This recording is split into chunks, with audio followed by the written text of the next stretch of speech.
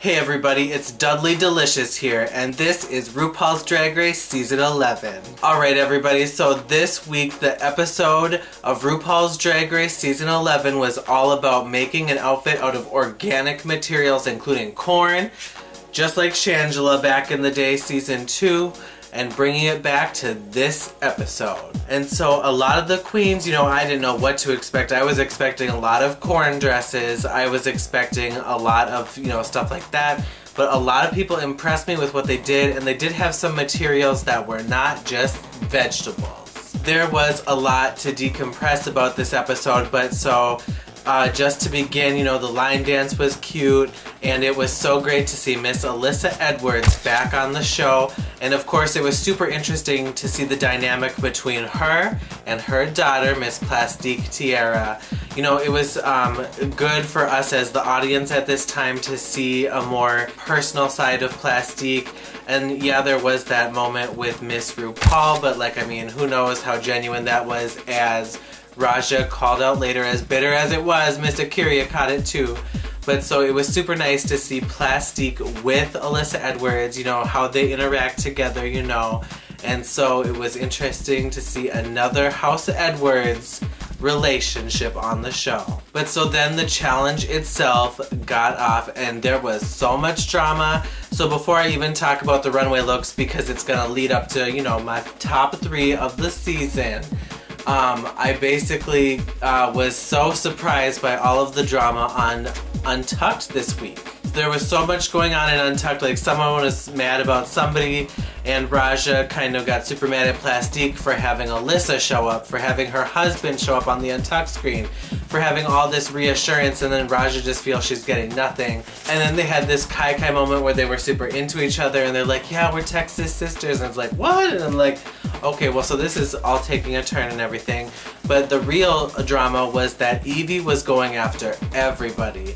And it was kind of like, is the producer just feeding her to do this, or what's going on at this time? But first she went after Silky, and she just read Silky to filth for her outfit. And granted, Silky could be taken down a notch, that's perfectly fine. But it was like, damn girl, you pulled some fabric over, put some beans on it, and called it an outfit. It's just like ripped to shreds, torn down. I'm like, damn. That's not even where she ended. She had to go in on a few other people, and I can't even remember every single person she went on, except the big climax of the episode was her going in on Miss Vanjie.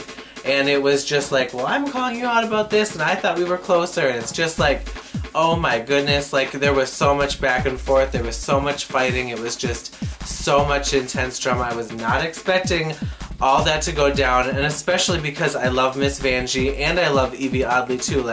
Evie's drag is super unique and super individual, and so I definitely want to see them both up at the top, and seeing all this animosity, it's just crazy. And so then, getting into the runways, they all presented their runways very well because of Alyssa Edwards teaching them a thing or two. But one dynamic I've been noticing about this show is that, they always say in the behind the scenes that, oh, you're not contractually allowed to look Ru in the face. All the lines are kind of fed to the judges panel or whatever as they go. And so it's interesting to see the dynamic of the experience the judges are having versus the contestants. I feel in the judges' mind, Nina West is this huge standout because they're bringing her up, they're I want to see where her storyline goes, they're talking her through her padding, and they're just giving her this huge moment. It's it's a bigger moment than the show is giving Nina West, and it's kind of just interesting to see in their minds, Nina West is a big part of the show. But so then, other than Nina West being on the stage, and they apparently liked her outfit, but maybe she was in the bottom, and it was a little strange where she kind of fit in the thing, and that's a whole nother part of it, is they're kind of favoriting her, but whatever, that's fine. But so then down to the rest of the runway, I actually really liked Miss Vanjie. The gays that I watched with were not feeling her outfit, but I thought it was at least different than the other shit that she was wearing. And, then it gets down to, like I said, the top 3, my personal emotional top 3 were also the top 3 of this week, because I am starting to love more and more Brooklyn Heights, even though her personality's on the quote-unquote reserved end, like she's always bringing it on the stage, and so she is just amazing. And Plastique, as you guys know, every single week more and more I'm like, oh my god, Plastique Tiara! I'm a super fan for her, so whatever. And also I am, well, everybody is becoming a super fan for Evie Oddly. Like, she showed up like in this group of these fishy pageant girls like as like this visually strange character, but then that's not even where the whole drama is. It's just her own personality and calling it out. And but so despite all of her dramas and everything, I still want to see her in the top, and that would be my top 3 is Evie Oddly, Brooklyn Heights, and Plastique Tiara. That would be amazing. But so then, you know, getting down to the other side of the coin, the bottom bitches of the week, like, there was finally that episode. Nobody wanted it. Maybe we wanted to see it, except we didn't like had like the moment. But it was Davenport versus Davenport technically, because, you know, Raja O'Hara, and the D is for Davenport, you know, she was there, and so was Icaria Chanel Davenport going up against her. And it was definitely like seeing like someone who has a huge passion for drag but not all the skills go up against like this old school pageant bitch who has all the moves, who has all the tricks, looked like she's, you know, had, you know, a good old-fashioned drag mother teach her all the moves. You know, so basically it was not even a fair fight this time. And Raja O'Hara's outfits, it was falling apart on the stage. Like, the pants ripped, like she had to take some of the clothes out to even do her song. Like, it was not good. She was just looking raggedy as hell. And that's the, like, that's when you know your journey is over on Drag Race, is when shit just starts falling off. You're, you know, just trying to save yourself in that lip sync. You just know it's over.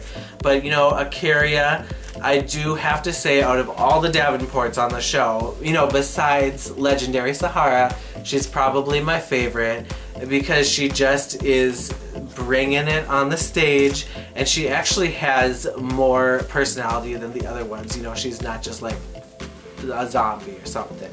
So that is my absolute, you know, dream top 3 right there on this week's episode. And so, you know, I'm excited to see how far they go or what happens next. We're getting down to about halfway of the season, where nearly half of the girls are gone. Not quite, except, you know, we're really seeing who's rising to the top and who's starting to sink. Okay, everybody, so next week, y'all heard it, it's finally going to be the Snatch Game episode.